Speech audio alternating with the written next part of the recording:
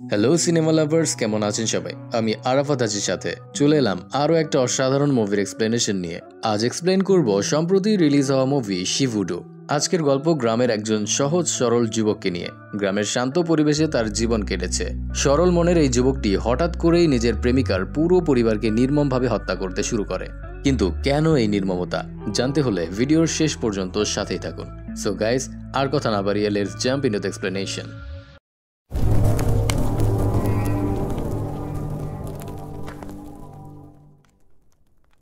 মুভির শুরুতে আমরা দেখতে পাই একটা বাড়িতে হাজব্যান্ড ওয়াইফ দুজনকেই শ্বাসরোধ করে হত্যা করা হয়েছে। ওই বাড়িতে লাবণ্য নামের একটা মেয়ে কাজ করত। মেয়েটাকে রাত থেকে খুঁজে পাওয়া যাচ্ছে না। লাবণ্যর বাবা মা লাবণ্যকে ফোনে না পেয়ে এই বাড়িতে এসেছিল খোঁজ নিতে, কিন্তু এসে দেখে লাবণ্য তো নেই, বরং লাবণ্যর মালিক মালকিন দুজনকেই হত্যা করা হয়েছে। এসব দেখার পর লাবণ্যর বাবা নিজেই পুলিশে কমপ্লেন করেছে। ঘটনাস্থলে পুলিশ আসলে লাবণ্যর বাবা পুলিশ অফিসারের কাছে রিকোয়েস্ট করে বলে, যেভাবেই হোক আমার লাবণ্যকে খুঁজে দিন। পুলিশ অফিসার বলে, তোমার মেয়ে তো চুরি করে পালিয়ে গেছে। লাবণ্যর বাবা বলে, আমার মেয়ে কখনোই এরকম কাজ করতে পারে না। টাকা পয়সার প্রতি আমার মেয়ের কোনো লোভ নেই। তখন একজন কনস্টেবল ওই অফিসারকে বলে, আমার মনে হয় অন্য কেউ মার্ডার করে জেনে বুঝেই কাজের মেয়েটাকে ফাঁসিয়ে দিয়েছে।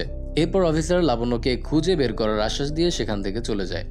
পরের দিন লাবণ্যর বাবা পুলিশ স্টেশনে গিয়ে অফিসারের কাছে জানতে চায় লাবণ্যর কোনো খোঁজ পাওয়া গেল কিনা। অফিসার আবারও লাবণ্যর বাবাকে আশ্বাস দিয়ে বলে, যেভাবেই হোক আমরা তোমার মেয়েকে খুঁজে বের করব, তুমি কোনো চিন্তা করো না।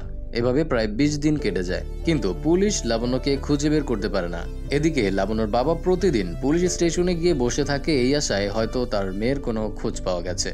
লাবণ্যের বাবাকে প্রতিদিন পুলিশ স্টেশনের সামনে ঘুরঘুর করতে দেখে অফিসার অনেক রেগে যায় এবং বলে, তোমার মেয়েকে খুঁজে পেলে তোমাকে বলবো, এখন তুমি যাও এখান থেকে, আর কখনো যেন তোমাকে এখানে না দেখি।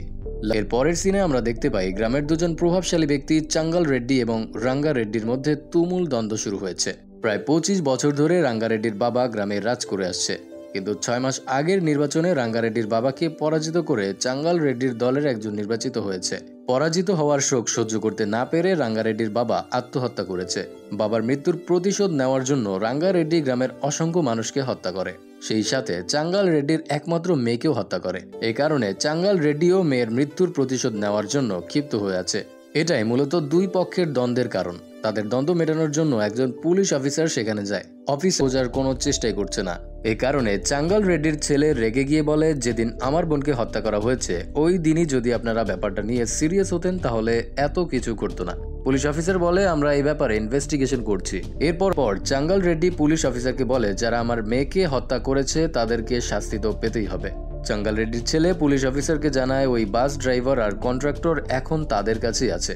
পুলিশ অফিসার বলে, ওদেরকে আমার হাতে তুলে দাও, আমি ওদেরকে কোর্টে সাবমিট করব যাতে তোমরা ন্যায় বিচার পাও। চাঙ্গাল রেড্ডি বলে, পুলিশের উপর আমাদের কোনো ভরসা নেই, আমরা নিজেরাই ওদেরকে কোর্টে নিয়ে যাব। এরপর চাঙ্গাল রেড্ডি তার দলবল সহ বাস ড্রাইভার আর কন্ট্রাক্টরকে নিতে যায়, কিন্তু সেখানে গিয়ে জানতে পারে রাঙ্গা রেড্ডির লোকেরা এসে ড্রাইভার আর কন্ট্রাক্টরকে তুলে নিয়ে গেছে এবং ওদের দুজনকেই জ্যান্ত পুড়িয়ে মেরেছে। রাঙ্গা রেড্ডি যখন ড্রাইভার আর কন্ট্রাক্টরকে পুড়িয়ে মারছিল তখন রাঙ্গা রেড্ডির ওয়াইফ তাকে কল করে এবং বলে তাদের মেয়ে ভ্যানিলা 2 দিন ধরে নিখোঁজ, কলেজ বা হোস্টেল কোথাও নেই সে। এই কথা শুনে রাঙ্গা রেড্ডি দ্রুত কলেজে যায় তার মেয়ের ব্যাপারে খোঁজ নিতে। সেখানে ভ্যানিলার বান্ধবীর কাছে জানতে পারে ভ্যানিলা একটা ছেলের সাথে রিলেশনে জড়িয়েছে আর ওরা গোপনে বিয়ে করার সিদ্ধান্ত নিয়েছে। হঠাৎ শিভা পুরোহিতকে থামিয়ে দেয়। এরপর ভ্যানিলাকে বলে, আমি তো অনাথ, আমার বিয়ে এভাবে একা একা মন্দিরে হওয়াটা স্বাভাবিক, কিন্তু তোমার পরিবার আছে, তুমি কেন এভাবে পরিবার ছাড়া বিয়ে করছো? এমনটা করা ঠিক হচ্ছে না আমাদের। ভ্যানিলা বলে, আমার পরিবার কখনো এই বিয়েতে রাজি হবে না, ওরা তোমাকে মেরে ফেলবে।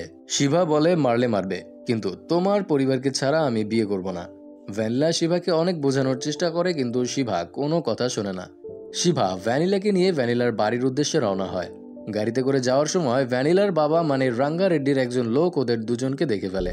ওই লোকটা রাঙ্গা রেড্ডিকে ফোন করে বলে, আপনার মেয়ে একটা ছেলের সাথে গ্রামে এসেছে, এই সবাই অস্ত্র হাতে প্রস্তুত হয়ে আছে। শিভা আর ভ্যানিলা আসা মাত্র মেরে ফেলবে ওদের দুজনকে। কিছুক্ষণের মধ্যে ওদের গাড়ি চলে আসে। গাড়ি থেকে নেমেই শিভা রাঙ্গা রেড্ডির কাছে গিয়ে বলে, আপনার মেয়েকে নিয়ে পালিয়ে গিয়ে বিয়ে করলে আপনার কতটা খারাপ লাগতো সেটা আমি জানি, তাই এত বড় ভুলটা করতে পারিনি আমি। আমরা একে অপরকে অনেক ভালোবাসি, হয় আমাদেরকে এক হতে সাহায্য করুন, নয়তো এখানেই মেরে ফেলুন। আপনি যা সিদ্ধান্ত নেবেন আমরা সেটাই মেনে নেব। রাঙ্গা রেড্ডি বলে, আমার মেয়েকে বিয়ে করে নিয়ে আসলে তোমাকে কেটে টুকরো টুকরো করে নদীতে ফেলে দিতাম, কিন্তু তুমি আমার মেয়েকে আমার কাছে ফিরিয়ে দিয়ে আমাদের পরিবারের সম্মান বাঁচিয়েছ। তোমরা কোনো চিন্তা করো না, তোমাদের বিয়ে দেওয়ার দায়িত্ব আমার। রাঙ্গা রেড্ডি এত সহজে ওদের সম্পর্কটা মেনে নেবে কেউ কল্পনাও করতে পারেনি। ভ্যানিলা আর শিভা দুজনেই অনেক খুশি হয়, কিন্তু বাধা হয়ে দাঁড়ায় ভ্যানিলার চাচা। ভ্যানিলার চাচা বিয়েতে সম্মতি তো দেয় না, বরং শিভাকে মেরে ফেলার হুমকি দেয়। তখন রাঙ্গা রেড্ডি রেগে গিয়ে বলে, শিভার গায়ে কেউ যদি একটা আঁচড়ও দেয় তাকে আমি ছাড়বো না। বাইরের একটা ছেলের জন্য তার সাথে এমন ব্যবহার করায় রাঙ্গা রেড্ডির ভাই রাগ করে সেখান থেকে চলে যায়। পরের দিন রাঙ্গা রেড্ডি পুরোহিত ডেকে ওদের বিয়ের ডেট ফিক্স করে। এক সপ্তাহের মাঝেই ওদের বিয়ের সিদ্ধান্ত নেয় রাঙ্গা রেড্ডি। রাঙ্গা রেড্ডির মেয়ের বিয়ে হচ্ছে, এই খবরটা কেউ একজন চাঙ্গাল রেড্ডির ছেলেকে জানিয়ে দেয়। চাঙ্গাল রেড্ডির লোকজন প্ল্যান করে বিয়ের দিন মন্দিরে ওরা রাঙ্গা রেড্ডি আর তার পরিবারের উপর হামলা করে। এদিকে রাতের বেলা রাঙ্গা রেড্ডি তার ভাইকে ডেকে নিজেদের ভুল বোঝাবুঝি মিটিয়ে নেওয়ার চেষ্টা করে। রাঙ্গা রেড্ডি তার ভাইকে বলে, তোর শরীরে যে রক্ত আমার শরীরেও একই রক্ত। ভ্যানিলার সাথে ওই ছেলেটাকে দেখে তোর যেমন রাগ হয়েছে তার থেকে অনেক বেশি রাগ আমার হয়েছে। রাঙ্গা রেড্ডির ভাই বলে, রাগ হয়েছে তাহলে মারলে না কেন ওকে? রাঙ্গা রেড্ডি বলে, ওই ছেলে আমার মেয়ের কাছে এসেছে, তাই ওকে মেরে ফেলা উচিত, কিন্তু ওর সাথে নিজের মেয়েকে কেন মারবো? ওকে মেরে ফেললে তো আমার মেয়ে নিজে থেকেই আমার কাছে চলে আসবে। এরপর রাঙ্গা রেড্ডি তার ভাইকে জানিয়ে দেয় বিয়ের দিনই ওরা শিবাকে মেরে ফেলবে। মূলত মেয়ের কাছে ভালো মানুষ সাজার জন্যই রাঙ্গা রেড্ডি এই নিষ্ঠুর প্ল্যানটা তৈরি করেছে।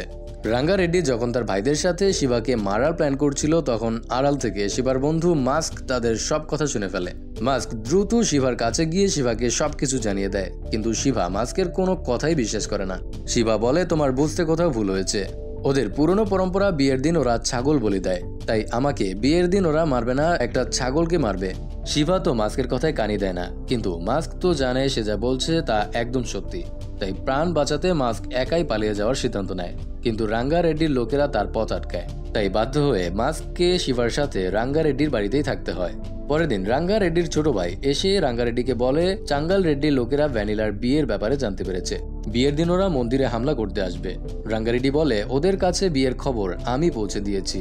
আসলে রাঙ্গা রেড্ডি প্ল্যান করে তার শত্রুপক্ষের কাছে বিয়ের খবর পৌঁছে দিয়েছে, যাতে বিয়ের দিন ওরা ঝামেলা করে। সেই সুযোগটা কাজে লাগিয়ে রাঙ্গা রেড্ডি শিবাকে মেরে ফেলে পুরো দোষ চাঙ্গাল রেড্ডির লোকের উপর চাপিয়ে দেবে। ভ্যানিলা জানবে চাঙ্গাল রেড্ডির লোকেরাই শিবাকে মেরে ফেলেছে। এতে করে রাঙ্গা রেড্ডির পথের কাটাও দূর হবে, আর সে তার মেয়ের চোখে ভালো মানুষ হয়ে থাকতে পারবে। রাঙ্গা রেড্ডির প্ল্যান শুনে তার ছোট ভাই খুশি হয়ে যায়। এরপর সেই বিয়ের দিন চলে আসে। শিবা অনেক খুশি মনে সেজে গুজে বিয়ের জন্য তৈরি হয়। এরপর ভ্যানিলা আর তার পরিবারের সাথে মন্দিরে যায়। মন্দিরে পৌঁছানোর সাথে সাথেই চাঙ্গাল রেড্ডির লোকেরা আক্রমণ করে। হঠাৎ করেই সেখানে বোমা বিস্ফোরিত হতে থাকে। দুই পক্ষের মধ্যে তুমুল মারামারি শুরু হয়। এক পক্ষ আরেক পক্ষের হাত পা এমন ভাবে কেটে নিচ্ছিল যেন ওরা গাছপালা কাটছে। এসবের মাঝে সুযোগ বুঝে রাঙ্গা রেড্ডি শিবাকে মারার জন্য এগিয়ে যায়। রাঙ্গা রেড্ডি পেছন থেকে শিবাকে মারতেই যাচ্ছিল, হঠাৎ লাবণ্যর বাবা এসে রাঙ্গা রেড্ডির পিছে ছুরি ঢুকিয়ে দেয়। রাঙ্গা রেড্ডি ছটফট করতে করতে সেখানেই মারা যায়। কেউই রাঙ্গা রেড্ডিকে মারেনি। সে লাবণ্যর বাবাকে সামনে নিয়ে এসে বলে, এই লোকটি রাঙ্গা রেড্ডিকে মেরেছে। চাঙ্গাল রেড্ডি লাবণ্যর বাবাকে জিজ্ঞেস করে, রাঙ্গা রেড্ডির সাথে তোমার কিসের শত্রুতা? কেন তুমি তাকে হত্যা করলে? লাবণ্যর বাবা বলে, আমার মেয়েকে ওরা জ্যান্ত পুড়িয়ে মেরেছে, তাই আমিও ওর পিঠে ছুরি ঢুকিয়ে দিয়েছি। তবে রাঙ্গা রেড্ডিকে আমি একা মারিনি, আমি তো পেছন থেকে মেরেছি। সামনে থেকে অন্য একজন রাঙ্গা রেড্ডিকে হত্যা করেছে। চাঙ্গাল রেড্ডি সেই ব্যক্তির পরিচয় জানতে চায়। লাবণ্যর বাবা বলে, রাঙ্গা রেড্ডিকে হত্যা করা সেই ব্যক্তিটা রাঙ্গা রেড্ডির মেয়ের হবু বর শিবা। চাঙ্গাল রেড্ডি অবাক হয়ে জানতে চায়, রাঙ্গা রেড্ডির সাথে শিভার কিসের শত্রুতা? লাবণ্যর বাবা বলে, সেটা তো আমি জানি না, তবে শিবা রাঙ্গা রেড্ডির পরিবারের কাউকেই বাঁচতে দেবে না। এখানে আমরা জানতে পারি, পুলিশ যেদিন লাবণ্যর বাবার সাথে খারাপ ব্যবহার করে তাকে তাড়িয়ে দিয়েছিল, সেদিন শিবা এসে লাবণ্যর বাবাকে লাবণ্যর গলার লকেট দিয়ে বলেছিল লাবণ্য আর বেঁচে নেই। রাঙ্গা রেড্ডির লোকেরা তাকে পুড়িয়ে মেরে। এরপর থেকে শিবা লাবণ্যর বাবাকে সাথে নিয়ে রাঙ্গা রেড্ডিকে হত্যা করার প্ল্যান করতে থাকে। বিয়ের দিন শিবা আর লাবণ্যর বাবা মন্দিরে গিয়ে আগে থেকে অস্ত্র আর বোমা লুকিয়ে রেখে এসেছিল। রাঙ্গা রেড্ডি এবং চাঙ্গাল রেড্ডির দলের মধ্যে যখন লড়াই হচ্ছিল, তখন যে বোমাগুলো বিস্ফোরিত হয়েছিল সেগুলো আসলে শিবাই রেখেছিল। রাঙ্গা রেড্ডি ভেবেছিল সে প্ল্যান করে শিবাকে হত্যা করবে, কিন্তু শিবা তো আরো অনেক আগে থেকেই রাঙ্গা রেড্ডিকে মারার প্ল্যান রেডি করে রেখেছিল। কিন্তু শিবা কেন এসব করছে, আর রাঙ্গা রেড্ডির সাথে তার শত্রুতাই বা কিসের, তা আমরা একটু পরেই জানতে পারবো। এরপর ভ্যানিলা বলে, এখানে তোমার কোনো দোষ নেই। এরপর শিবা বলে, আমি কিছুদিনের জন্য গ্রামে চলে যাব। ভ্যানিলা বলে, আমার বাবার শেষ কৃত্যের নিয়ম কারণ শেষ না হওয়া পর্যন্ত তুমি এখানেই থেকে যাও। সব আচার অনুষ্ঠান শেষ হয়ে গেলে আমিও তোমার সাথে গ্রামে চলে যাব। এরপর শিবার বন্ধু মাস্ক শিবাকে আড়ালে ডেকে নিয়ে জিজ্ঞাসা করে, তুমি এসব কেন করছো? তোমার কাজ কি শেষ নাকি আরো কিছু বাকি আছে? শিবা বলে, আমার কাজ এখনো শেষ হয়নি, ভ্যানিলার বাকি 3 চাচাকেও হত্যা করব আমি। মাস্ক শিবার কাছে জানতে চায় রাঙ্গা রেড্ডির পরিবারের সাথে তার কিসের শত্রুতা, কিন্তু শিবা মাস্কের কথার কোনো জবাব দেয় না। অন্যদিকে মন্দিরের পুরোহিত রাঙ্গা রেড্ডির ভাইদের কাছে গিয়ে বলে রাঙ্গা রেড্ডিকে হত্যা করার সময় সে হত্যাকারীকে দেখেছে। পুরোহিত ওদেরকে জানিয়ে দেয় রাঙ্গা রেড্ডিকে 2 জন মিলে হত্যা করেছে। পুরোহিত ওদের নাম পরিচয় কিছুই জানে না, শুধুমাত্র হত্যা করার সময় ওদের চেহারা দেখেছে। তাই পুরোহিত লাবণ্যর বাবা আর শিভার চেহারার বর্ণনা দিয়ে দেয় রাঙ্গা রেড্ডির ভাইদের কাছে। এর মাঝে পুলিশ অফিসার রাঙ্গা রেড্ডির ভাইকে ফোন করে বলে রাঙ্গা রেড্ডিকে মারার পেছনে অবশ্যই লাবণ্যর বাবার হাত আছে। আগে সে প্রতিদিন পুলিশ স্টেশনে আসতো, কিন্তু হঠাৎ করেই আসা বন্ধ করে দিয়েছে। পুলিশ অফিসার রাঙ্গা রেড্ডির ভাইকে লাবণ্যর বাবার অ্যাড্রেস দেয় এবং সেখানে গিয়ে যাচাই করে দেখতে বলে। এর পরের সিনে আমরা দেখতে পাই শিবা নারকেলের ভেতর বারুদ ভরে বোমা তৈরি করছে। ওই সময় মাস্ক এসে শিবাকে বলে মন্দিরের পুরোহিত তোমাকে মার্ডার করার সময় দেখে ফেলেছে। সে রাঙ্গা রেড্ডির ভাইদেরকে তোমার ব্যাপারে জানিয়ে দিয়েছে। তুমি আর ওই পুরোহিতের সামনে যেও না, সামনে গেলেই সে তোমাকে চিনে ফেলবে। শিবা মাস্কের কথায় কোনো গুরুত্ব দেয় না, যেন এসবে তার কিছুই আসে যায় না। অন্যদিকে রাঙ্গা রেড্ডির ভাইয়েরা লাবণ্যর বাবাকে খুঁজতে তার বাড়িতে যায়, কিন্তু সেখানে লাবণ্যর বাবাকে খুঁজে পায় না। পরের দিন পুলিশ অফিসার এসে জানিয়ে দেয় লাবণ্যর বাবা শেষবার তার বোনের সাথে কথা বলেছে, তাই হয়তো সে এখন তার বোনের বাড়িতেই আছে। তাই রাঙ্গা রেড্ডির 2 জন ভাই লাবণ্যর বাবাকে খুঁজতে তার বোনের বাড়িতে যাওয়ার জন্য প্রস্তুতি নেয়। শিবা লাবণ্যর বাবাকে ফোন করে সাবধান করে দেয় এবং তার বোনকেও বাড়ি থেকে সরিয়ে দিতে বলে। রাঙ্গা রেড্ডির ভাইয়েরা যখন লাবণ্যর বাবাকে ধরতে যাচ্ছিল, তখন শিবাও তাদের সাথে যাওয়ার জন্য গাড়িতে উঠে পড়ে। যাওয়ার সময় মন্দিরের পুরোহিত শিবাকে দেখে ফেলে এবং সে চিনতে পারে শিবাই রাঙ্গা রেড্ডিকে হত্যা করেছিল। পুরোহিত রাঙ্গা রেড্ডির ভাইকে ফোন করে জানিয়ে দেয় রাঙ্গা রেড্ডিকে যে হত্যা করেছে সে এখন তোমার ভাইয়ের সাথে একই গাড়িতে বসে আছে। এদিকে রাঙ্গা রেড্ডির অন্য ভাইয়েরা লাবণ্যর বাবাকে তো খুঁজে পায় না, কিন্তু চাঙ্গাল রেড্ডির লোকেরা সেখানে চলে আসে। 2 পক্ষের মধ্যে আবারও খুনাখুনি শুরু হয়।